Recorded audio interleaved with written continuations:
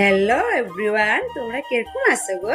তো দেখো, আজকে জানো আমি ভাবলাম কি আমি বিকালবেলা কি কি করি বা বিকালে আমার সময়টা কেমনে যায় তোমাদের লাগে আজকে আমি এটাই শেয়ার করবো। তো প্রথম দেখো, আমার মা মশারি নিয়ে বসে আমার রুমের মশারি, কারণ মশারিটা তোমার ছিঁড়া গেছে অল্প অল্প। তো মার আবার অভ্যাসটা কি, মানে ছেলেতে খুব ভালো পায় আর আমার মা হাতের বিদ্যা খুব ভালো জানে। তো কদিন আগে আমার মা চোখে একটু প্রবলেম হয়েছে, চোখটা অপারেশন করা হয়েছে। তাই আমি দিতে ভয় পাইতেছি, তো দিও না, আমি মাঝে আইসে তো আজকে মানে মসজিদটা ছিঁড়ে দেখছে যে তার জন্য মানে মা কয় দিয়ে আমি সিলাইয়া দিই।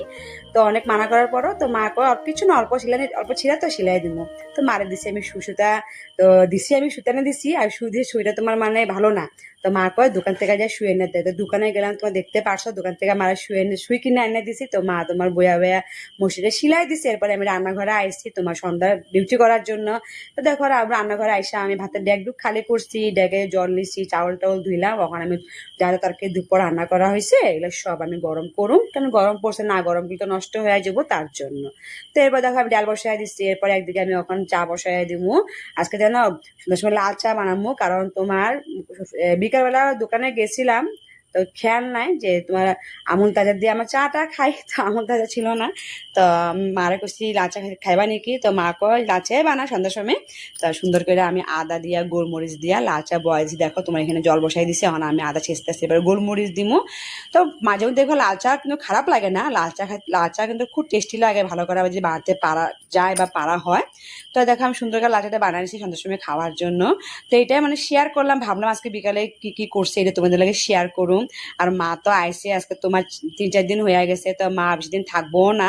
তো এটা লেগে মানে খুব খারাপ লাগতেছে মনটার মধ্যে, কেমন কেমন মা আবার যাওয়ার সময় হয়ে যাইতেছে। তো মা আসলে মানে অনেক হেল্প হয়। মা তো মায়ে হয়, সবাই জানো।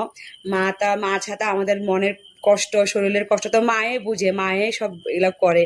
তো মা যেদিন পরে আইসে আয়া দেখে, তাই একলা একলা কষ্ট হয় আমার করতে। তো মা আমার লগে লাগে হেল্প করে, এটা গুছায় দেয়, ওইটা সিলাই দেয়, ওইটা করে দেয়, মানে মাও সারাদিন আমার লগে লগে থাকে আর লগে লগে মানে হেল্প করে, মানে এটাই মানে খারাপ লাগে।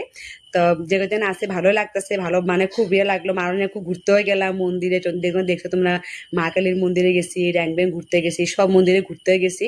তো থাকতে গেছি, মারে থাকবো না, ঘরও একটু অসুবিধা আছে তার জন্য। তো এখানে দেখো আমার ছেলে আমার মারা চা বানিয়েছি, লাল চা, তো ছেলে মেয়েরা লাল চা দিলাম আমি।